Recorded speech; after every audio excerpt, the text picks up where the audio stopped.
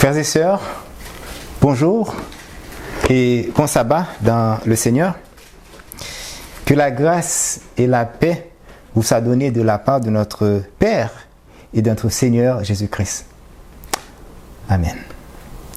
Après ce bon moment de louange, nous voici pour notre petite série sur la dénomination adventiste du 7e jour. Avant de commencer, nous allons faire une courte prière. Je vous invite à vous mettre à genoux.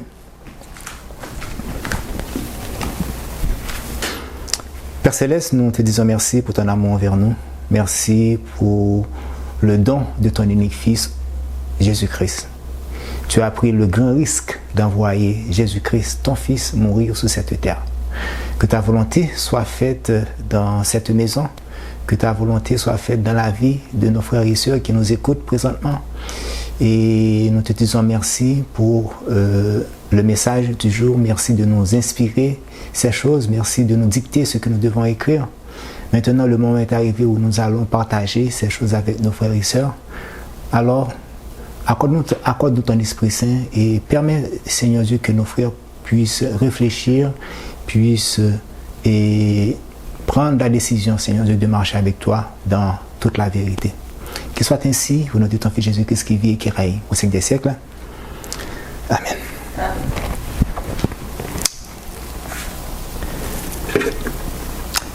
Dans cette série, nous avons vu premièrement la racine de l'adventisme et ses fondements. Et la dernière fois, nous avons abordé la première partie de l'adventisme moderne et ses fondements.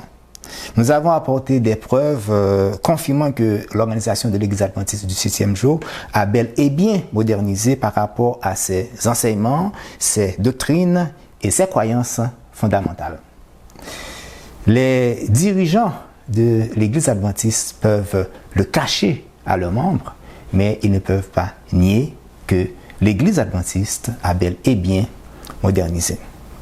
Les principes fondamentaux de 1872 et 1889, enseignés et pratiqués par l'adventisme historique, ont été modifiés à 2 reprises pour aboutir aux 28 croyances fondamentales de 1980 qui se trouvent dans le livre « Ce que croient les adventistes ».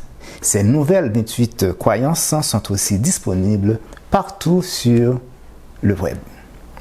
Aujourd'hui, nous abordons ensemble la deuxième partie de l'adventisme moderne et ses fondements.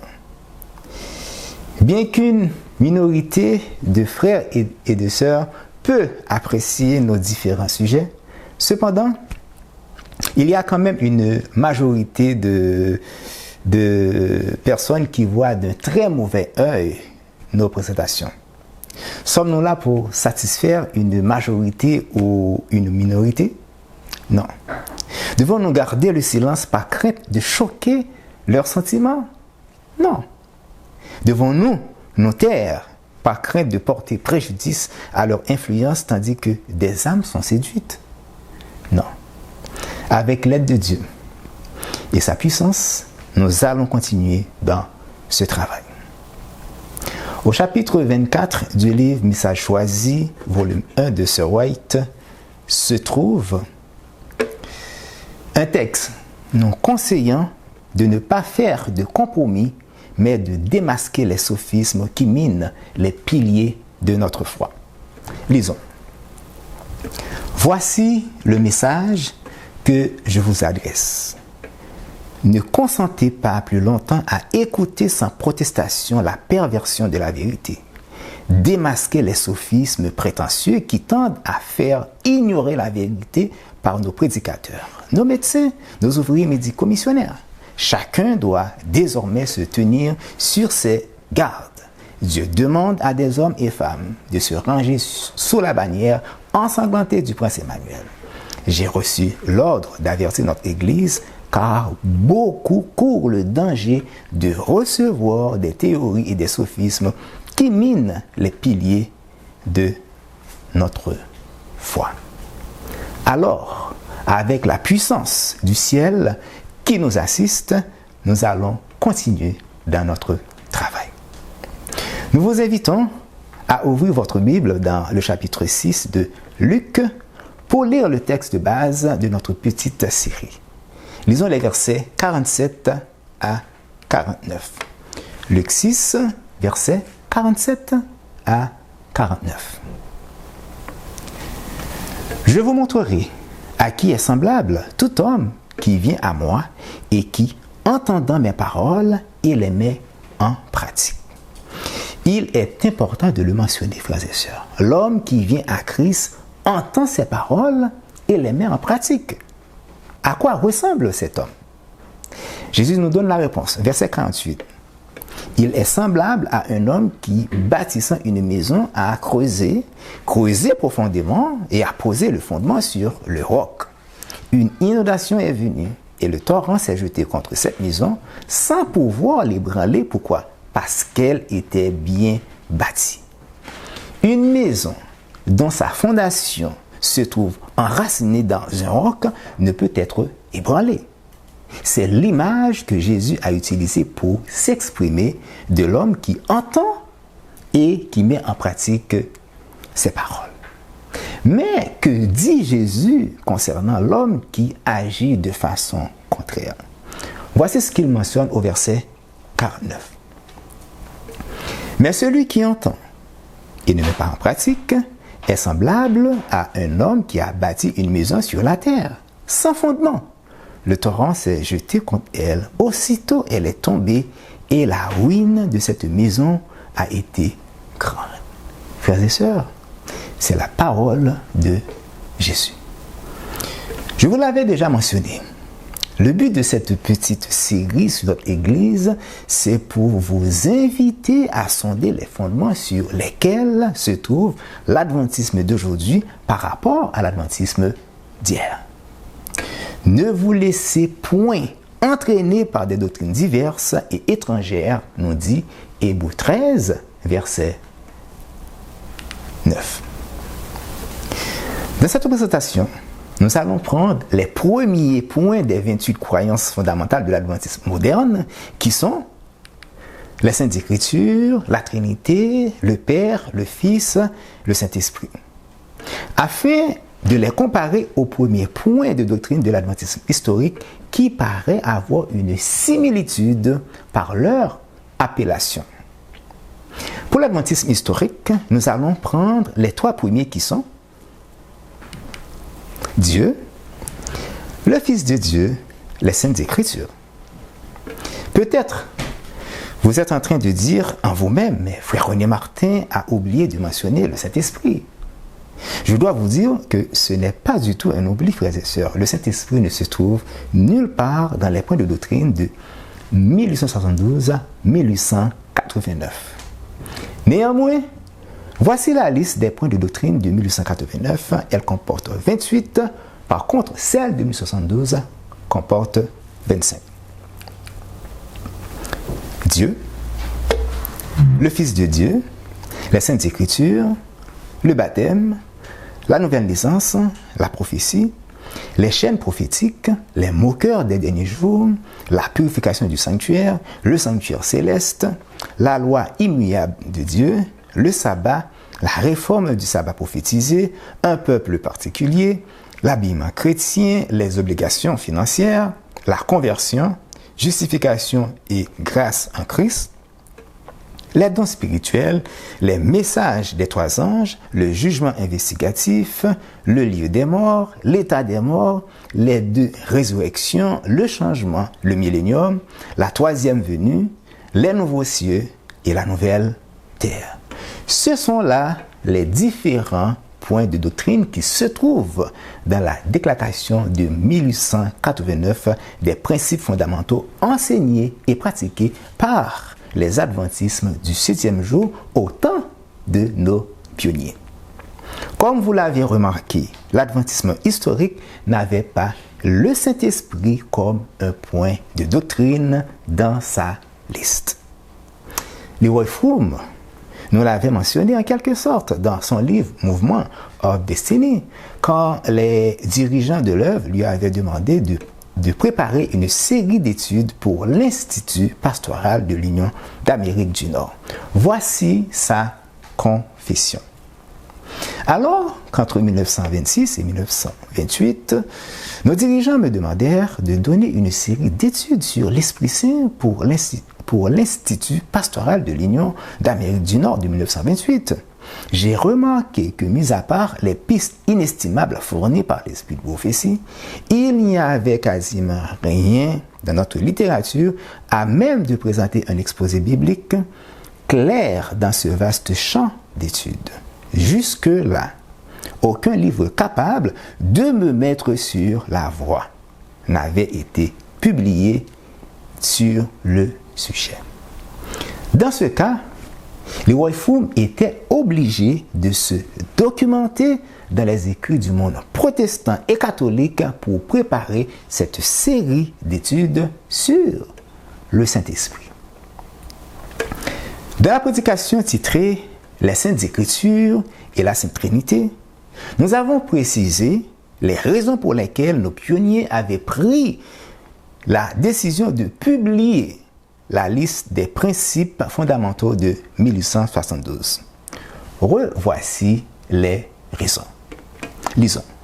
En présentant au public ce résumé de notre foi, nous voudrions que tout le monde comprenne que nous n'avons pas d'article de foi, de credo ou de discipline en dehors de la Bible. Dès le départ, les dirigeants de l'adventisme historique ont été clairs et précis.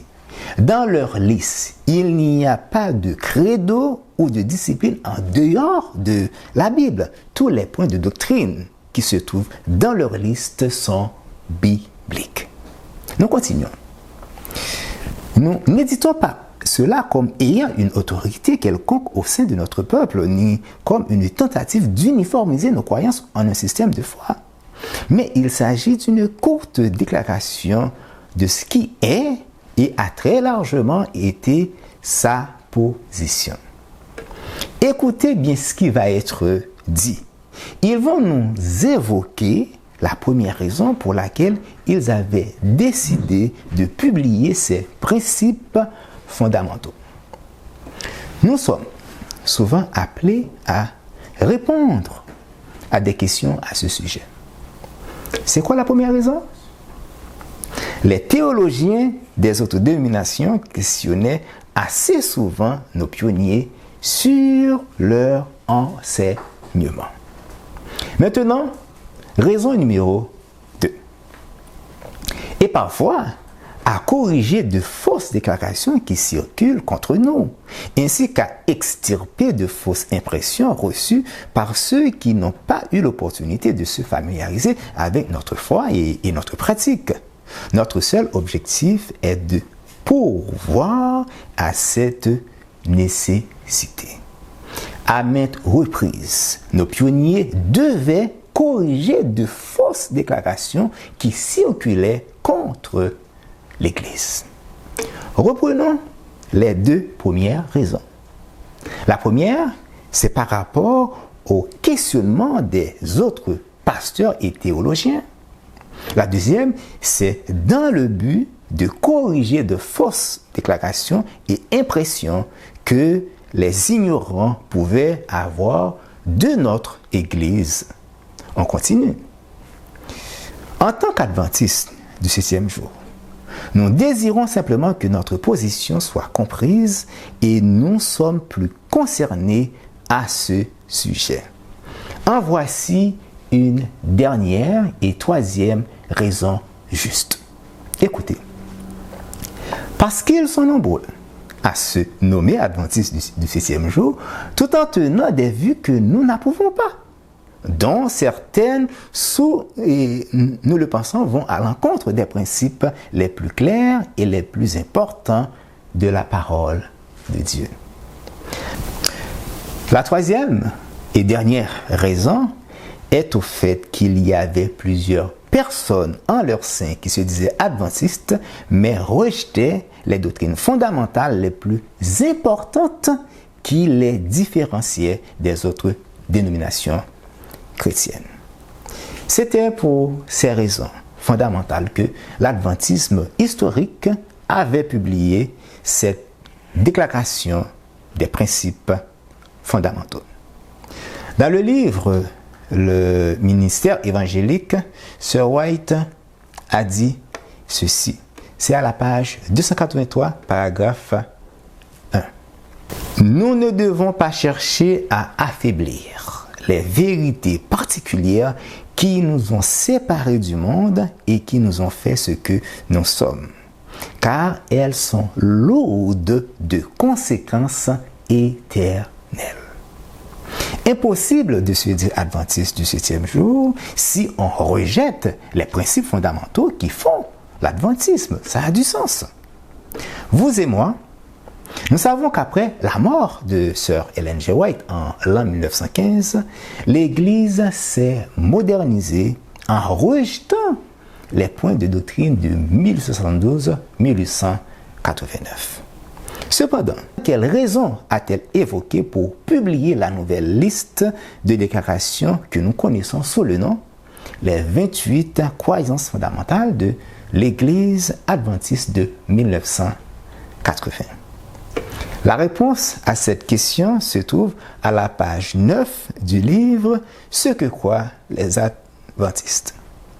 C'est en réponse à un appel adressé par les églises adventistes d'Afrique souhaitant avoir un document susceptible de fournir aux hommes d'État, ministres et diplomates une meilleure vision de notre action. Un comité de 4 personnes, incluant le président de la conférence générale, prépara une déclaration présentant un résumé des principaux éléments de notre foi.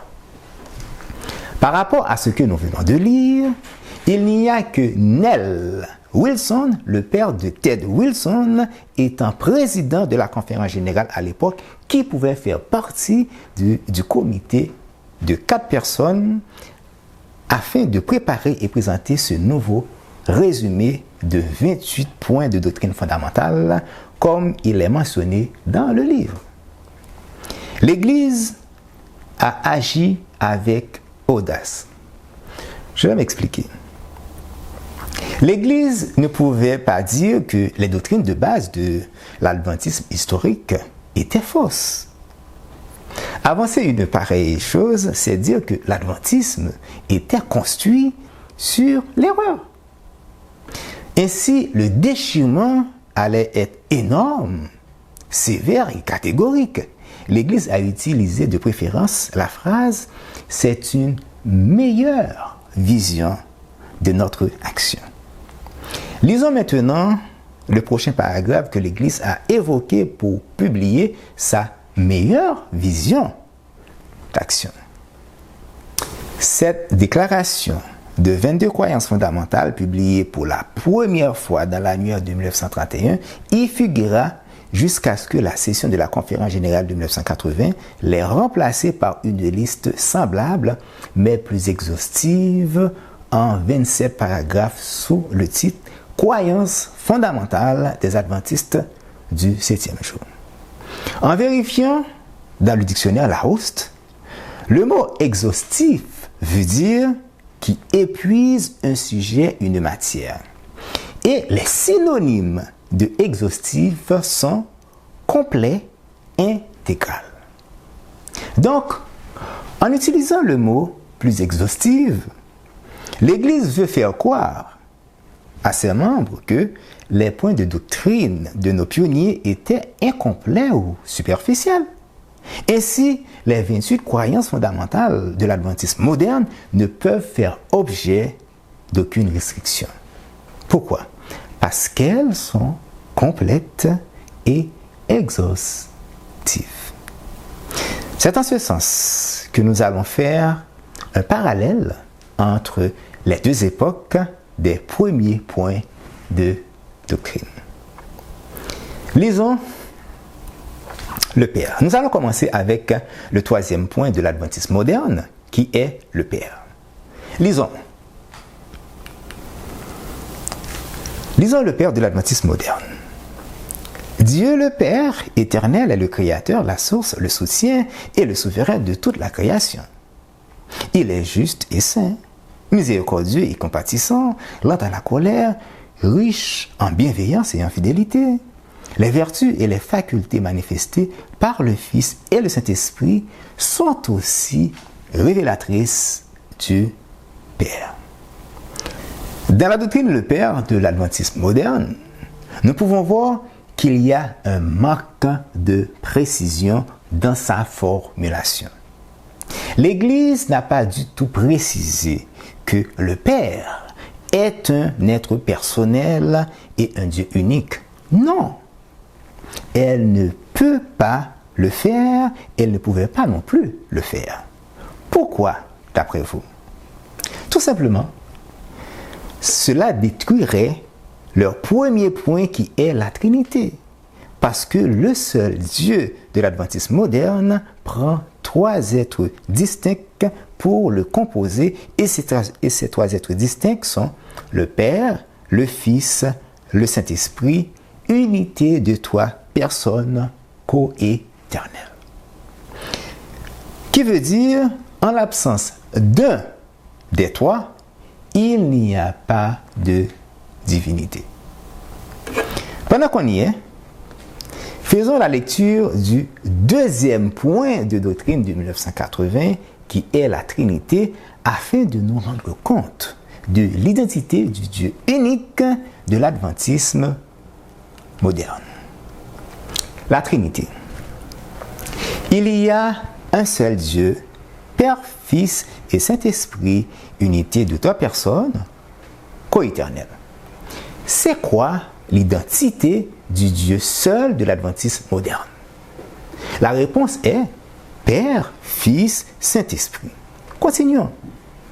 Dieu est immortel, omniprésent, omniscient, souverain et toujours présent. Il est infini et dépasse la compréhension humaine. Cependant, il peut être connu grâce à la révélation qu'il donne de lui-même. Il est toujours digne d'être invoqué, adoré et servi par toute la création. J'aimerais vous poser une question facile que n'importe quel enfant peut répondre. Quel est le contraire du mot unique? Quel est le contraire du mot unique? Plusieurs. Amen. Plusieurs. Le contraire du mot unique est double, ou multiple, ou plusieurs, comme notre sœur a dit. Que nous dit 1 Corinthiens 5, 1 Corinthiens 8, les versets 5 et 6. Lisons. 1 Corinthiens 8, versets 5 et 6. Car s'il est des êtres qui sont appelés dieux, soit dans le ciel, soit sur la terre, comme il existe réellement plusieurs dieux minuscules et plusieurs seigneurs minuscules, néanmoins, pour nous, il n'y a qu'un seul Dieu. Père, Fils, Saint-Esprit? Non.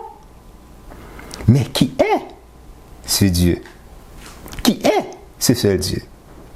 Néanmoins, pour nous, il n'y a qu'un seul Dieu, le Père, de qui viennent toutes choses et pour qui nous sommes, et un seul Seigneur, Jésus-Christ, par qui sont toutes choses et par qui nous sommes. Deutéronome 4, verset 35. Tu as été rendu témoin de ces choses, afin que tu reconnusses que l'Éternel est Dieu, qu'il n'y en a point d'autre.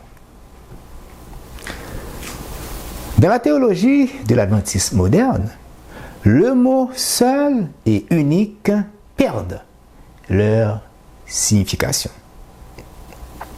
C'est pour cela que l'Église tient à dire à ses membres que leur seul Dieu, Père, Fils, Saint-Esprit, dépasse la compréhension humaine.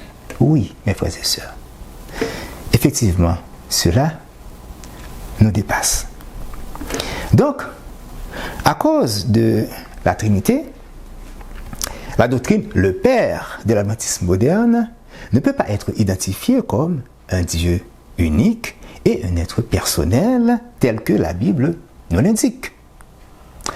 Avant de passer au avant de passer au prochain point, rappelez-vous ce que nous avons lu si haut dans le livre Ministère évangélique. Changer les points de doctrine qui nous sont particuliers sont lourds de conséquences éternelles. Maintenant, prenons le point de doctrine numéro 1 de l'adventisme historique. Il est appelé Dieu. Lisons. Dieu de l'adventisme historique. Il y a un seul Dieu, personnel, être spirituel, le créateur de toutes choses, omnipotent, omniscient, éternel de sagesse, infini, saint, juste, bon, véritable et miséricordieux, qui ne connaît l'ombre de changement et qui est partout présent par son représentant, l'Esprit Saint. Nos pionniers n'ont pas passé par plusieurs chemins pour nous identifier le Dieu de la Bible. Dès le départ, ils nous disent qu'il y a un seul Dieu, qui est un être personnel, il est tout-puissant, il sait tout et son autorité est absolue. Même quand le mot omniprésent n'apparaît nulle part dans la liste de 1872-1889, cependant, il est tout de même entre les lignes du point numéro 1 de l'adventisme historique. Quand nos pionniers ont dit que Dieu est présent partout par l'Esprit Saint, c'est exactement l'équivalence du mot omniprésent. Dieu est omniprésent par son Esprit qui est saint. Le Saint-Esprit est-il une personne distincte comme Dieu le Père et Jésus-Christ son Fils? Non. Prenons maintenant les Saintes Écritures.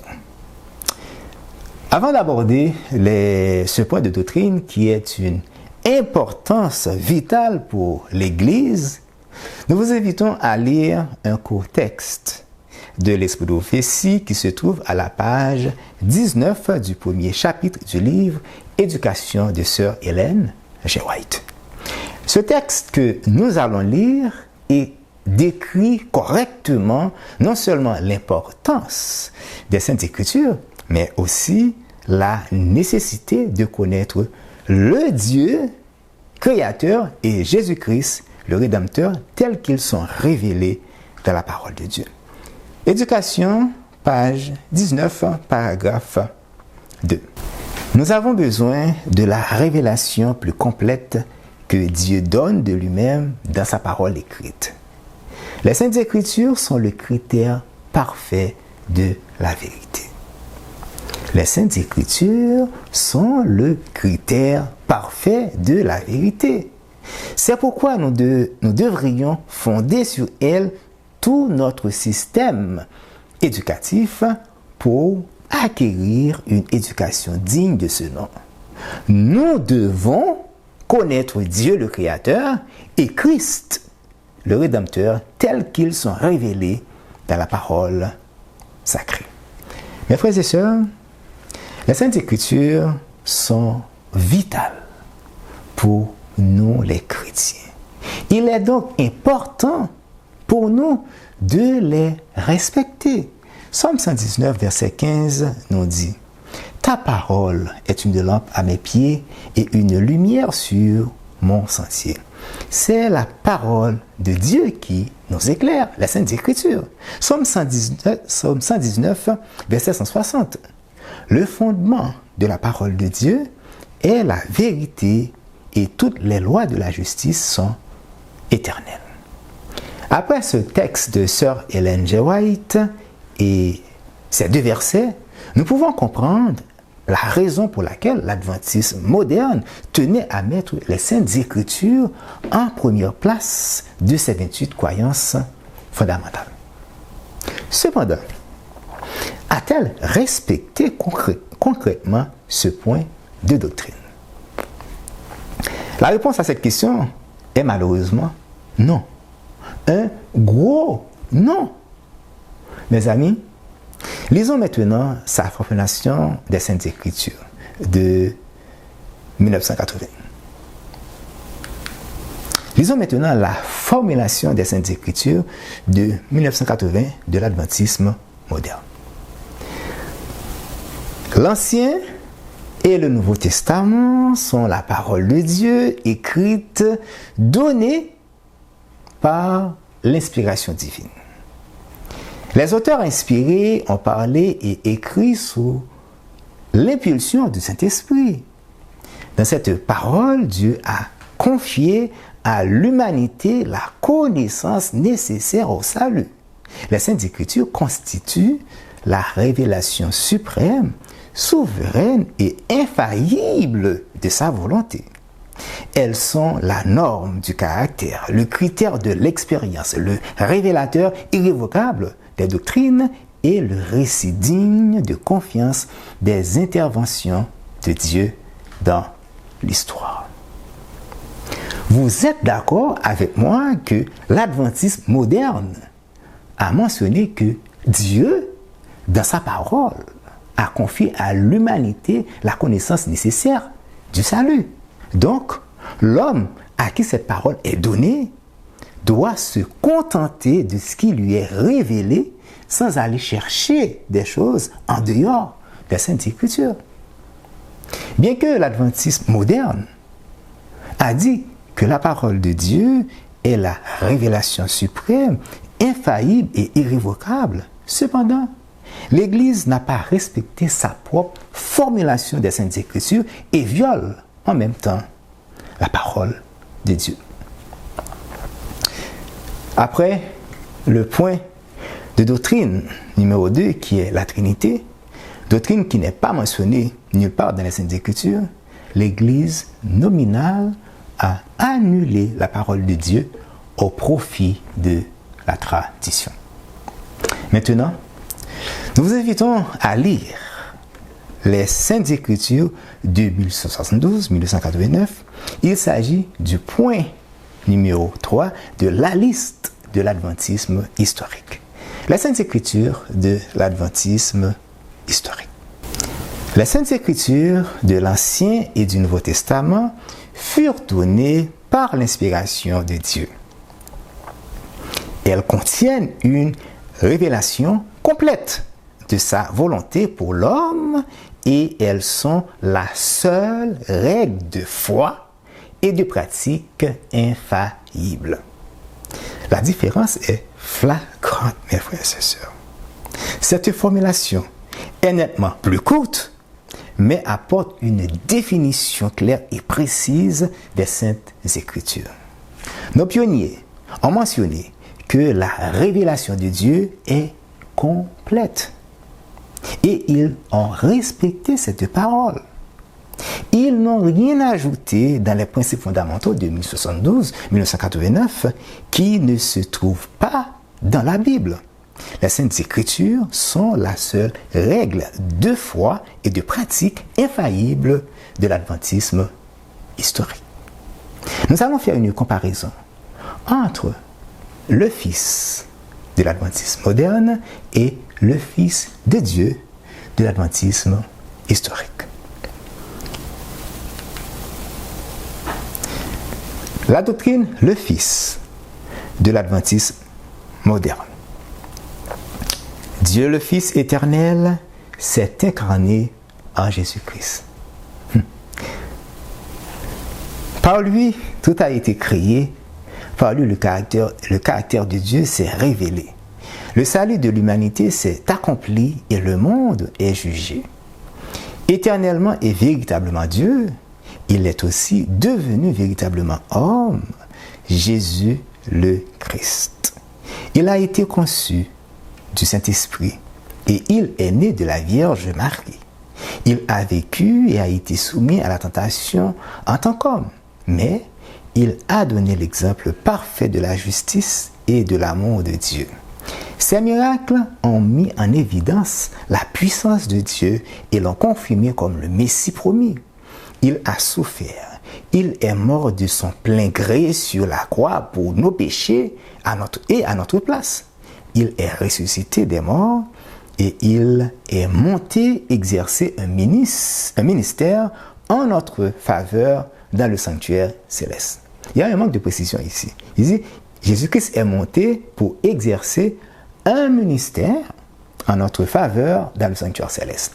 Il reviendra en gloire pour délivrer définitivement son peuple et rétablir toutes choses.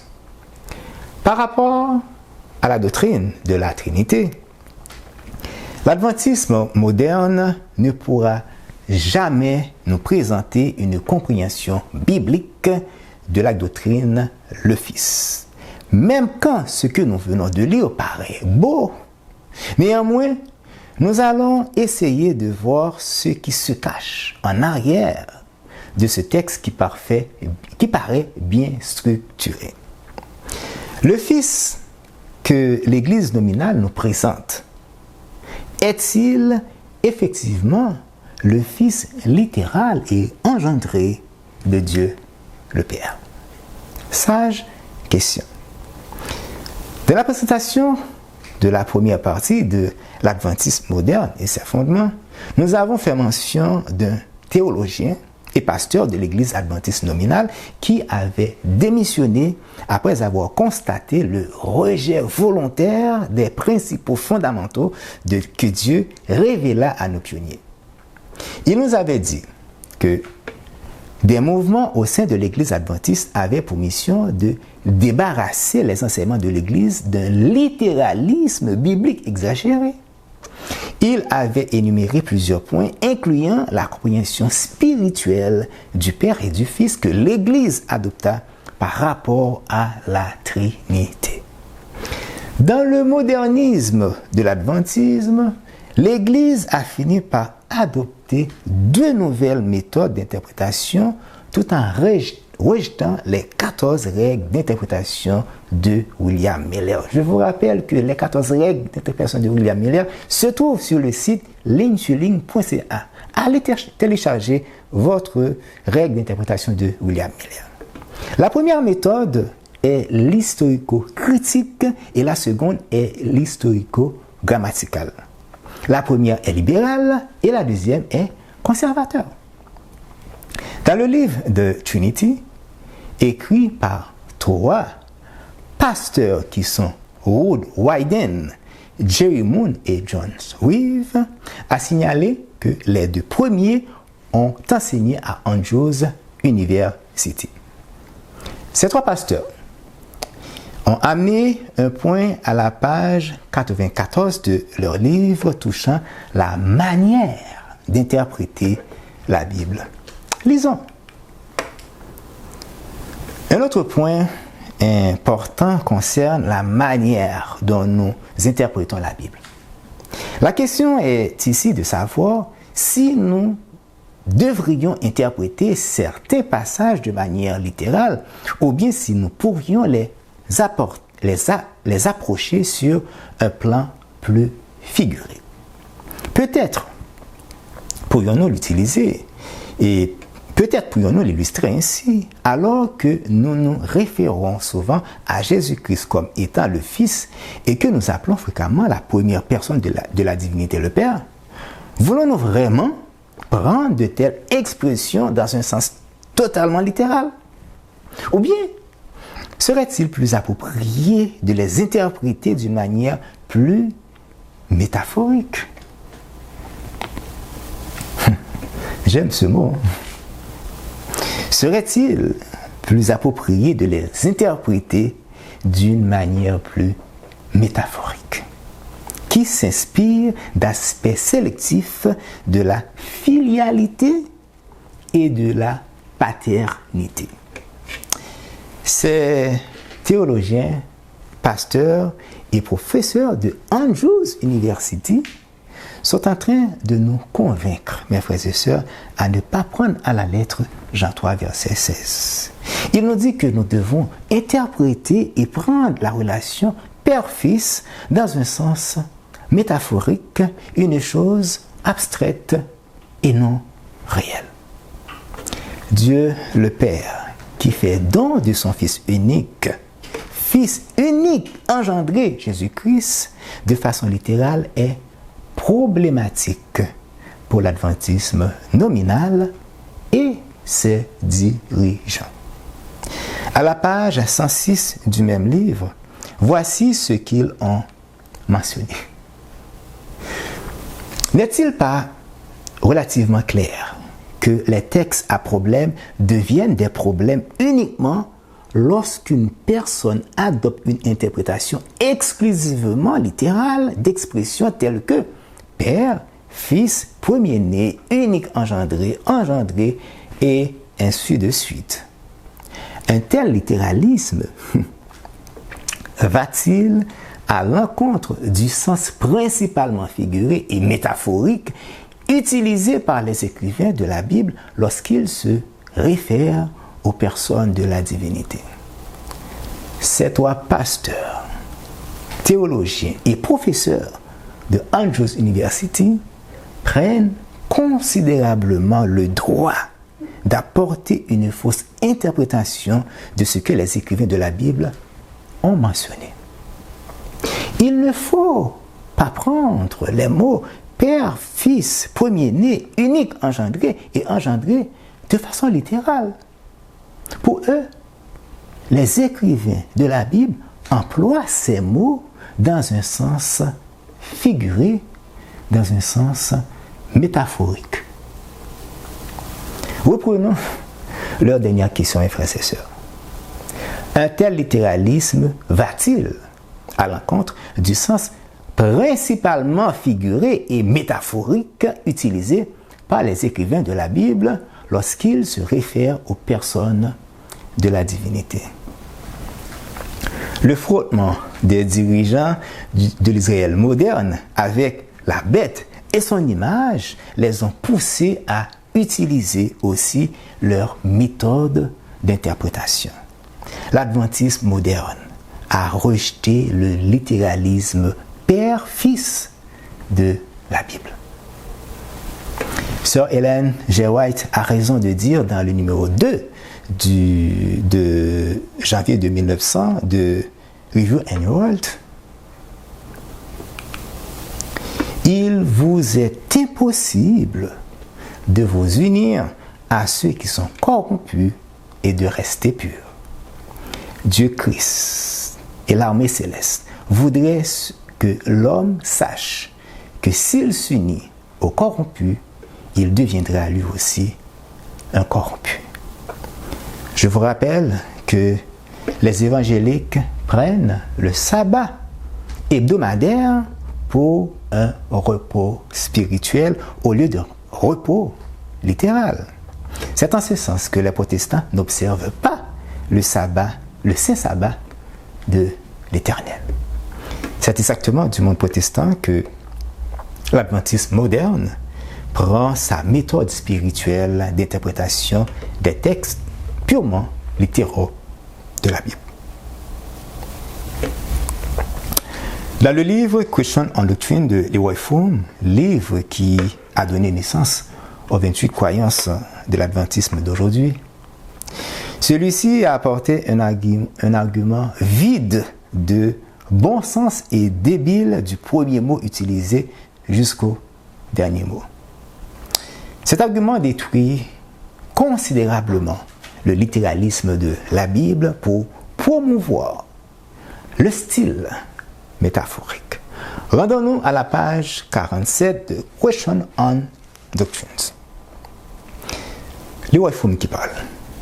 Dans leur zèle à rejeter tout ce qui se trouve dans la Bible, les chrétiens furent trahis par un excès de littéralisme, ce qui les conduisit à interpréter la divinité en termes de relations humaines suggérées par les mots fils, père et engendré.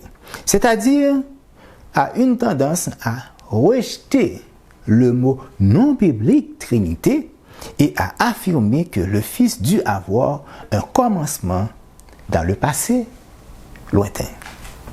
Leroy Froom nous dit qu'il ne faut pas rejeter la Trinité, même quand ce mot ne se trouve pas dans la Bible. En rejetant la Trinité, certains chrétiens affirment que le Fils dut avoir un commencement.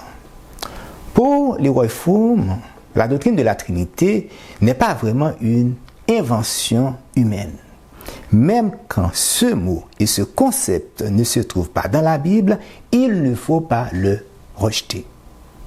Ils ont dit que c'est en rejetant la Trinité que des chrétiens pensent vraiment que Jésus est le Fils littéral de Dieu. Eh bien, mes amis, je vous conseille de ne pas rejeter le littéralisme des Saintes Écritures. Le Fils de Dieu est réellement Fils de Dieu. Il n'y a aucun, ainsi par l'Éternel et aucun, il est écrit de la doctrine de la Trinité, de l'adventisme moderne. Aucun, il est écrit. Aucun, ainsi dit l'Éternel. Sir White a fait une déclaration à la page 413 dans le volume 4 du livre L'Esprit de prophétie. Nous allons faire une lecture. Mais Dieu aura un peuple sur la terre pour maintenir la Bible et la Bible seule, comme la source de toutes les doctrines et la base de toutes les réformes. Voulez-vous faire partie de ce peuple? Amen. Les opinions des hommes instruits, les déductions de la science, les credos et les décisions des conciles ecclésiastiques, ainsi nombreux et discordantes que le sont les églises qui représentent la voix de la majorité, absolument rien de cela ne devrait être pris en considération, pour ou contre un point de doctrine quel qu'il soit. Avant d'accepter une doctrine ou un précepte quelconque, il nous faut demander un clerc, ainsi par l'Éternel en sa faveur. Question. Qui se trouve derrière l'enseignement mentionnant que Jésus n'est pas le Fils littéral et engendré de Dieu? C'est qui? Satan, mes amis. Oui, c'est bien lui. Le Fils que l'adventisme nominal nous présente dans ses 28 croyances fondamentales n'est pas le Fils qui est révélé dans la Bible. Donc, vous pouvez être certain que le Fils qui se trouve en 4e position de la liste de l'adventisme moderne est un faux Fils, un Fils non biblique, un Fils à rejeter. Il n'y a pas de salut dans le Fils métaphorique de l'adventisme moderne. Il n'y a pas de salut, mes frères et sœurs. Maintenant, le moment est arrivé de faire la lecture du deuxième point de doctrine de l'adventisme historique. Il est titré « Le Fils de Dieu ». Il y a un seul Seigneur Jésus-Christ, le Fils du Père éternel, par qui il créa toutes choses et par lequel elles consistent. Il prit sur lui la nature de la semence d'Abraham pour la rédemption de notre race déchue.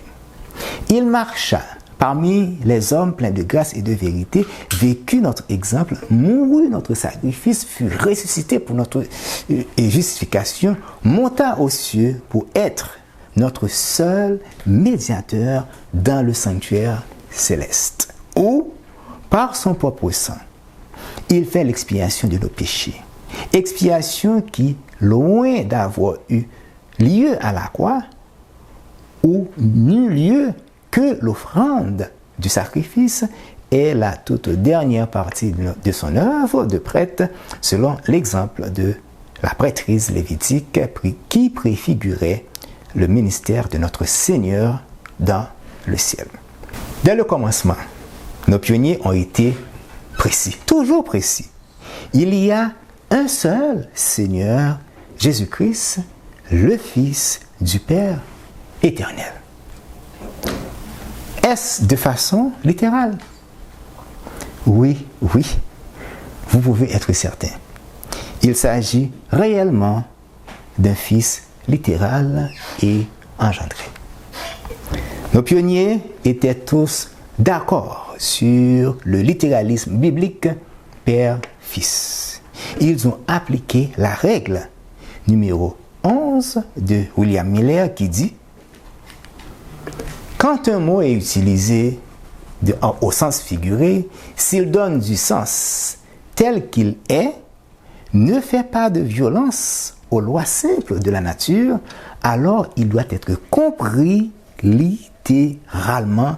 Si ce n'est pas le cas, il le faut comprendre au sens figuré. » Dans la formulation du point 2 des doctrines de 1972-1989, Jésus-Christ, le Fils, est réellement et littéralement le Fils de Dieu et le seul médiateur dans le sanctuaire céleste. Maintenant, voyons la doctrine, le Saint-Esprit de l'adventisme moderne. Par rapport à ce point, il n'y a pas de parallèle possible à faire comme je vous l'avais déjà mentionné.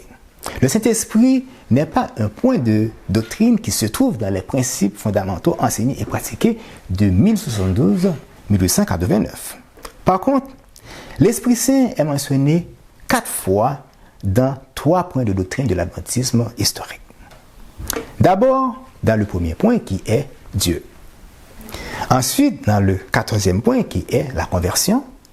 Et dans le 16e qui est les dons spirituels, d'où il est mentionné 2 fois. Pour ne pas exagérer de la longueur de cette présentation, nous n'allons pas vous lire ces 3 points de doctrine. Néanmoins, vous pouvez les avoir sur demande dans les commentaires de cette présentation. Voici l'introduction de la formulation de la doctrine, le Saint-Esprit de l'adventisme moderne. Dieu, l'Esprit éternel, a pris avec le Père et le Fils une part active à la création, à l'incarnation et à la rédemption. Il est une personne tout autant que le Père et le Fils. L'Église nominale est claire. Le Saint-Esprit est une personne tout autant que le Père et le Fils. L'Église nominale a personnifié le Saint-Esprit. Pour elle, l'Esprit Saint est une personne divine comme l'Éternel et Jésus. Par rapport à ce point de doctrine non biblique, le Saint-Esprit mérite d'être adoré comme le Père et le Fils. Quelle compréhension devons-nous avoir de ce mot? En quelques mots, le Saint-Esprit est l'omniprésence de Dieu et de son Fils qui se trouve au ciel. Reprenons. Le Saint-Esprit ou l'Esprit Saint n'est autre que l'omniprésence de la divinité qui comporte Dieu le Père et son Fils Jésus-Christ. Notre Père céleste et son Fils ne peuvent pas être présents physiquement sur cette terre de péché. Par contre, ils sont présents en esprit. C'est pour cela que David a dit dans les versets 7 et 8 du psaume 139, « Où irai-je loin de ton esprit et où fuirai-je loin de ta face? Si je monte aux cieux, tu y es. Si je me couche au séjour des morts, t'y voilà. » L'esprit qui est mentionné au verset 7 se rapporte à l'Esprit de Dieu. Impossible de s'éloigner de l'Esprit de Dieu loin de sa face. Pourquoi? Parce qu'il est partout en esprit. Si je monte aux cieux, tu y es. Si je me couche au séjour des morts, t'y voilà. L'Esprit de Dieu n'est pas une personne, n'est pas une autre personne. Non. Mais l'essence de son être intérieur. Cet aspect de Dieu qui n'a absolument rien de physique. L'expression Dieu, le Saint-Esprit, que des millions de chrétiens aiment dire dans l'introduction de leur prière, ne se trouve nulle part dans la Bible et dans l'esprit de prophétie. C'est une appellation humaine pour promouvoir l'idée d'un troisième être co-égal et co-éternel avec Dieu et Jésus-Christ.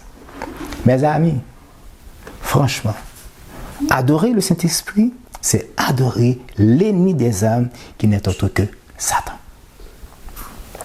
Maintenant, nous allons lire quelques lignes dans une lettre d'un pasteur adventiste qui a vécu avec nos pionniers et qui n'avait pas renié les fondements de base de l'adventisme.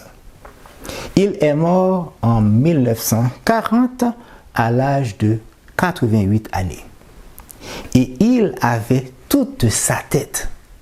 Voici ce qu'il avait dit à Leroy Fromm dans une lettre écrite le 16 septembre 1931, soit 9 ans avant sa mort. La conclusion tirée à ce moment-là, parce qu'il répond à Leroy Fromm, ok? La conclusion tirée à ce moment-là, qui veut dire autant des pionniers, était que l'Esprit Saint n'était pas une personne dans le même sens que le sont Dieu et Christ.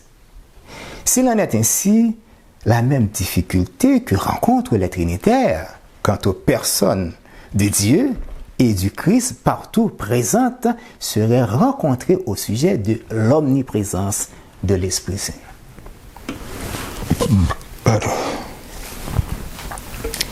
Et si l'on admettait cela, Christ serait le Fils de l'Esprit Saint plutôt que le Fils de Dieu, comme la Bible le dit de lui.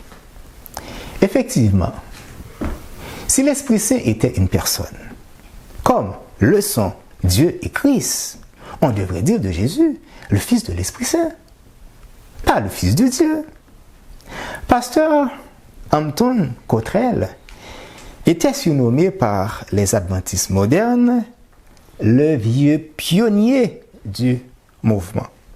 À l'âge de 88 ans, il était lucide dans la vérité et a voulu diriger Leroy Fromm sur le droit chemin, mais ce dernier a préféré choisir le chemin de l'apostasie. Frères et sœurs et amis, il nous faut aujourd'hui des hommes et des femmes lucides, comme pasteur Hampton Cottrell dans la vérité présente. Avez-vous encore des doutes que l'adventisme moderne s'est modernisé par rapport à ses croyances fondamentales? Êtes-vous d'accord que l'adventisme nominal est bel et bien une nouvelle organisation qui n'a aucun rapport avec l'adventisme historique? Arrivez-vous à voir de façon claire la différence entre l'adventisme d'hier et l'adventisme d'aujourd'hui?